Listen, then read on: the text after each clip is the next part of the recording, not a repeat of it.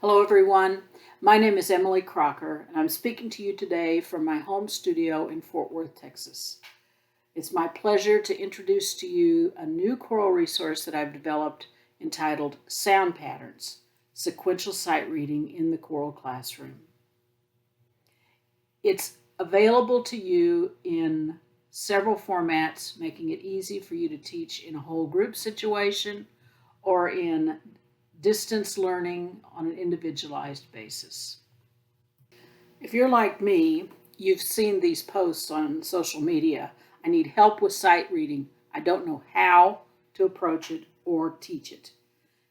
And a lot of times people respond very quickly with, I use this book or I use that book or this works for me. But rarely do you see any kind of detailed discussion about the mechanics of actually learning what's successful in teaching sight singing.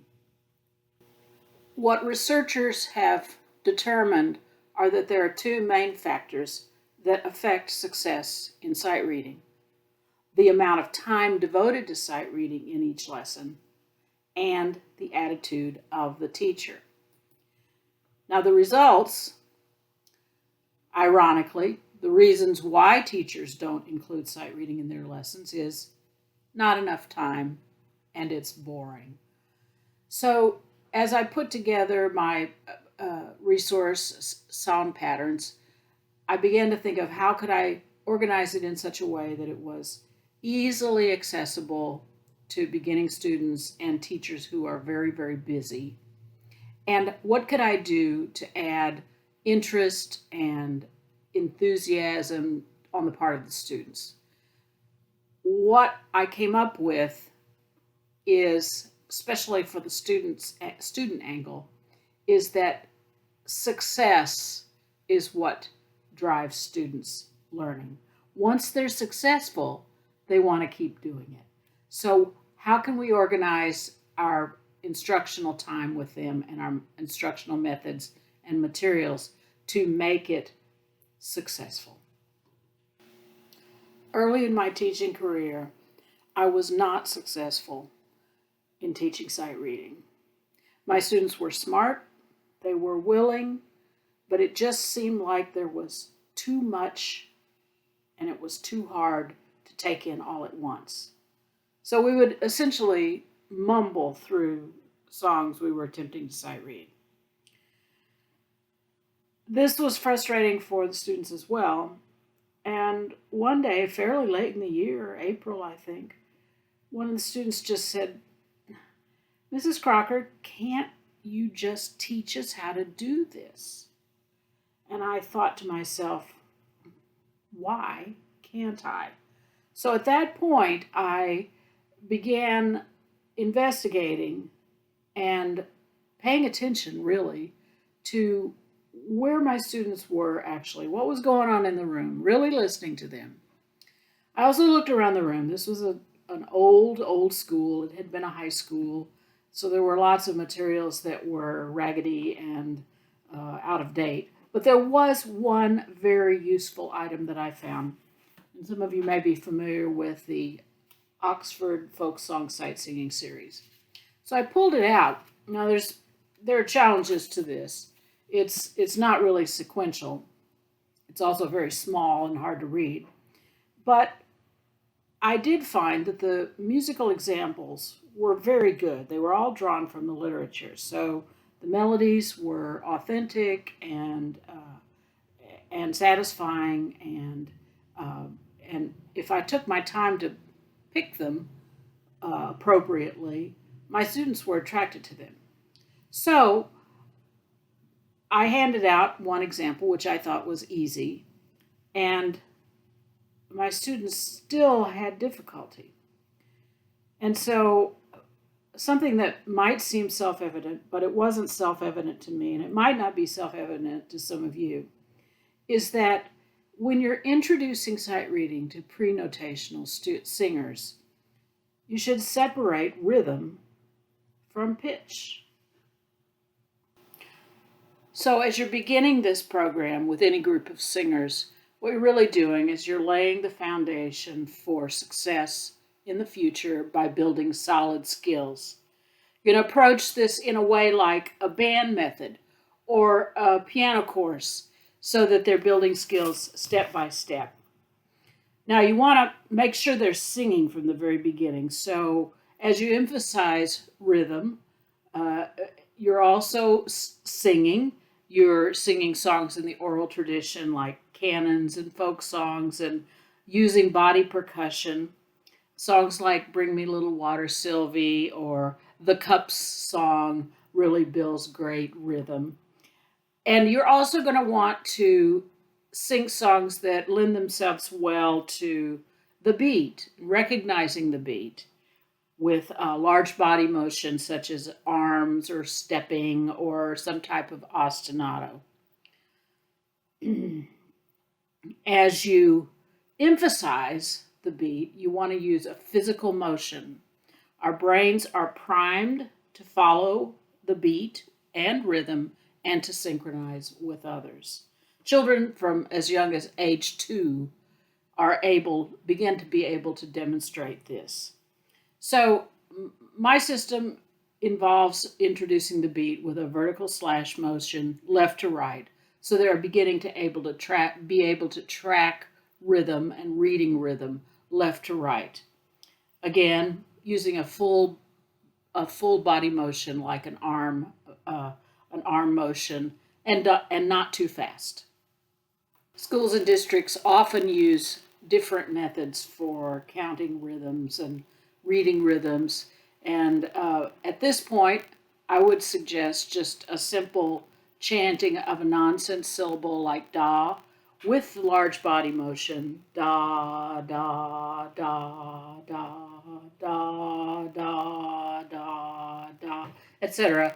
That way they can coordinate the motion with the chanting and concentrate on keeping a steady beat.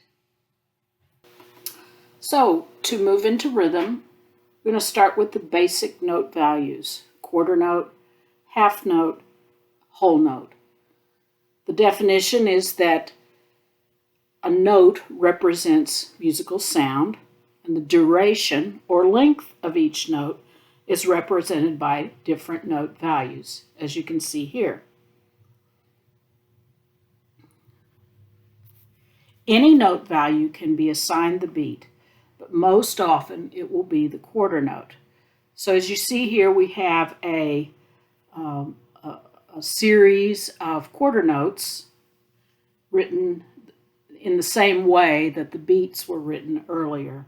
So I would suggest that you speak the beat with a neutral syllable like ta or da, and again, show the physical movement for the beat as you speak those notes. The next step is to demonstrate the relationship between the note values with 4 beats of sound. With a quarter note, it's 1 sound per beat. With a half note, it's 1 sound per 2 beats. And with the whole note, it's 1 sound per 4 beats. From there, the next step is to organize the note values. Rhythm, and to give them the definition of rhythm as the organization of sound duration. Notes can be combined into different patterns. Now, I don't think it's necessary to memorize all these explanations. I do include the music theory aspects of reading rhythm and reading pitch, but it's more important to spend time on doing rather than memorizing. So in this situation, you're going to see that the notes are presented in a grid which begins to present reading rhythm or reading music in a left to right pattern like a phrase. Again, use a neutral syllable, show the beat, establish the left to right direction of musical notation. The meter is implied but not mentioned. You can see here that lines 1, 2, and 3 reinforce the note value relationships, and number 4 offers a bit of a mix-up.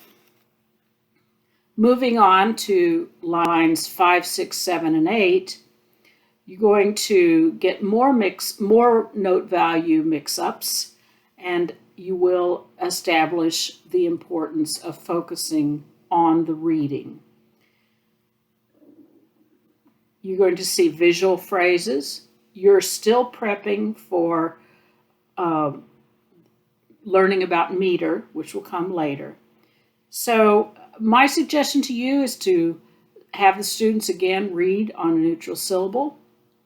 Your job is not to lead them by reading, but your job is to walk around and smile and watch them and make sure that they're focusing and tracking on the rhythm reading. Smile and nod and be encouraging. So reading the rhythms from the boxes or from the grid prepares the students for learning about measure, bar line, and meter.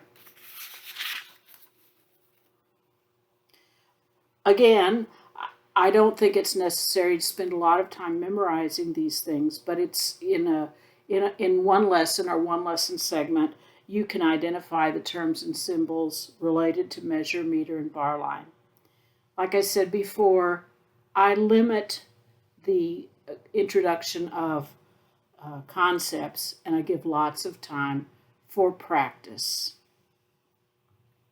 Next in line is time signature and meters, 4/4, 3/4, and 2/4. Now, students may not understand the concept of quarter note being 1/4. So if they don't have that well understood, make sure that they understand the concept that 1/4 equals 1/4.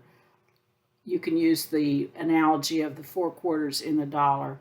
So 4/4, 4 beats per measure, quarter note receives the beat. 3/4, 3 beats per measure, quarter note receives the beat. 2/4, 2 beats per measure, quarter note receives the beat. From this we can move into reading similar rhythms that we read before, but in an actual music grid with the meter. And you can quickly review all the concepts by just who remembers bar line, who remembers what a measure is, what's the double bar for, what's a time signature, what does 4/4 mean.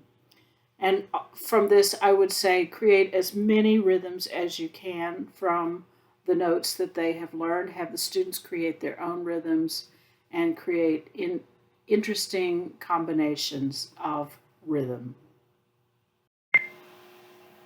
Next, we're going to focus on pitch. What I've tried to do here is give you a step-by-step method for introducing pitch reading to students.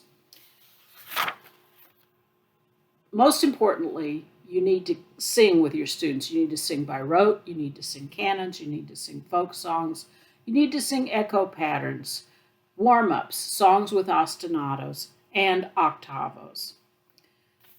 Next, I introduce the keyboard to students with the pitch names, the C, D, E, F, G, A, B names. And I do this because most students are familiar with the keyboard and either have one at home or have played with one or have taken lessons in some way.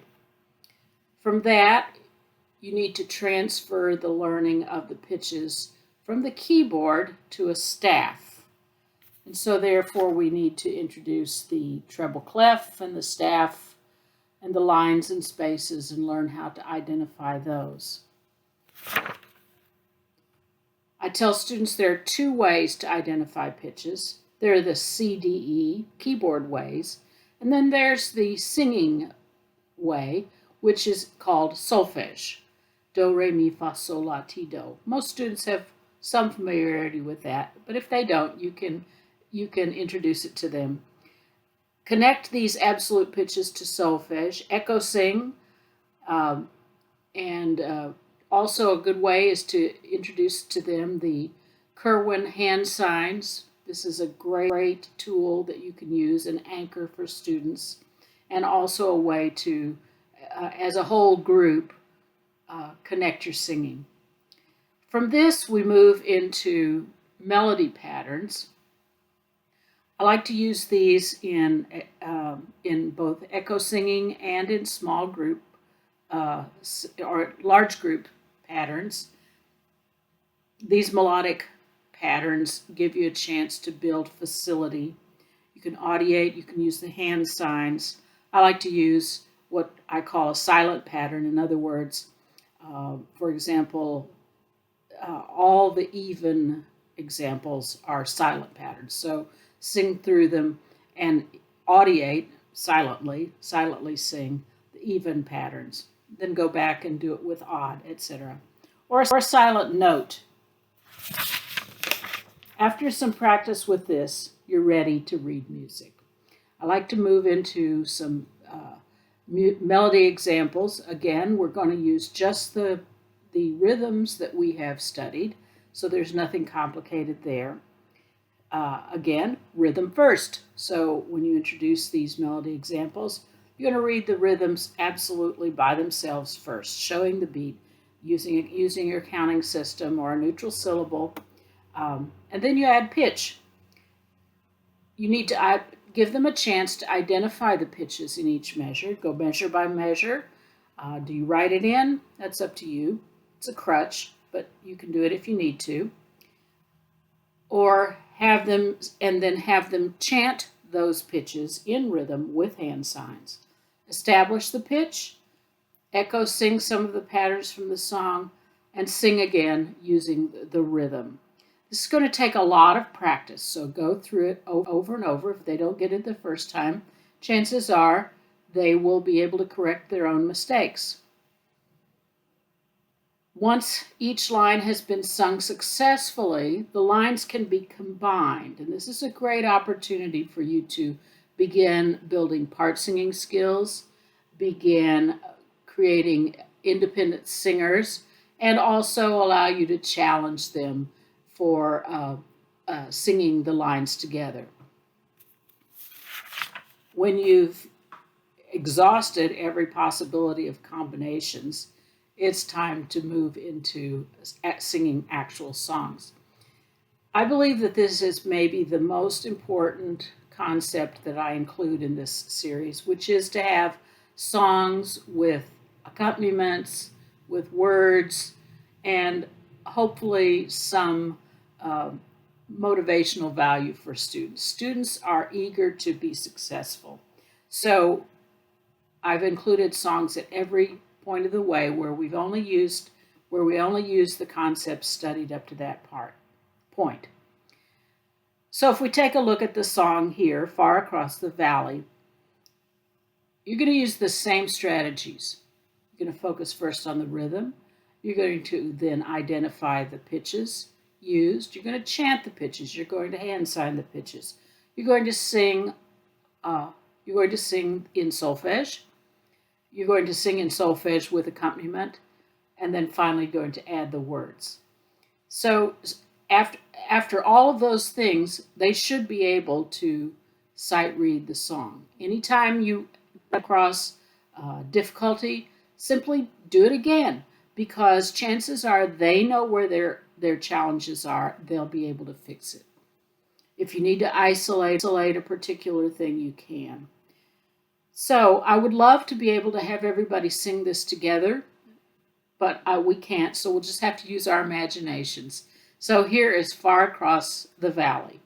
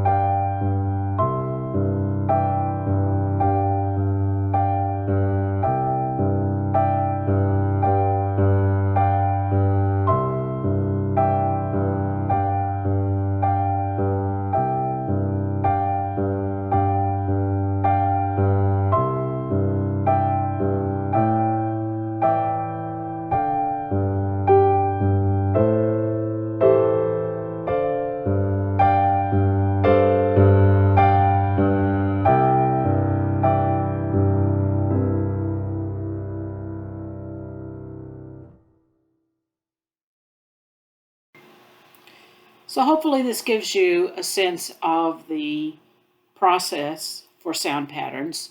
I'm going to move quickly through some of the other materials in the course so you can see the scope of the learning, and to let you know the types of products available. There's the student book, which is kind of like a band method, I guess I would say, a method book.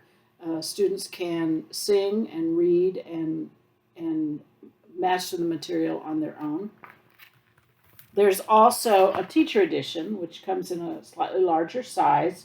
The teacher edition has all the assets of the student book, along with some teaching suggestions and step-by-step tips for introducing to the students.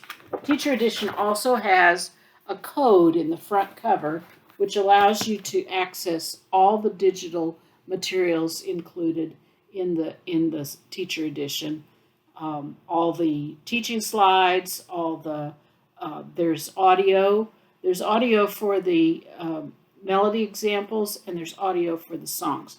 There's no singing on this, however, but once you buy it, you can do whatever you want to. If you are teaching distance learning, then feel free to download the audio examples and into GarageBand or Audacity and add your own voice or however you wish to use them. So we're going to take a quick look at some of the other songs, and again, I thank you for your patience in working your way through the end of this video. Oh, I forgot one thing.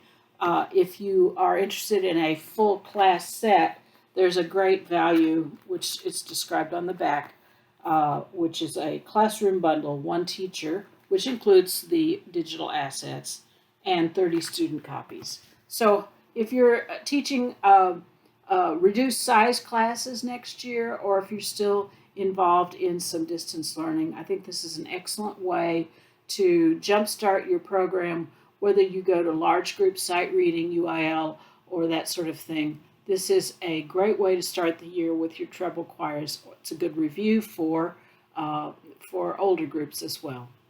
So here are some of the songs, and I hope you enjoy them. Thanks.